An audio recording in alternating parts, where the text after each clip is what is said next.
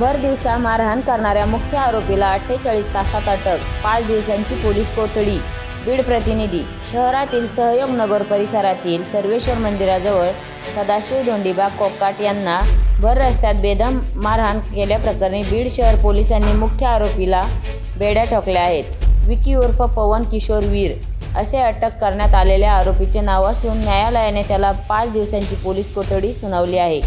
दिनांक 15 रोजी सकाळी 10:30च्या सुमारास सदाशिव कोकाट आपल्या मुलासोबत रुग्णालयाकडे जात असताना 2 महिलांनी त्यांना अडवले व त्या महिलांनी मुख्य आरोपीला बोलावून घेतले आणि सर्वांनी मिळून कोकाट यांना बोथट वस्तूने डोक्यावर वार करत गंभीर मारहाण केली.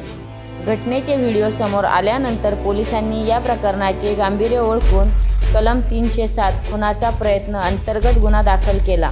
पोलीस अधीक्षक नवनीत कावत यांच्या मार्गदर्शनाखाली पोलीस निरीक्षक शीतल कुमार बल्लाळ व पथकाने अवघ्या 48 तासात मुख्य आरोपीला अटक केली.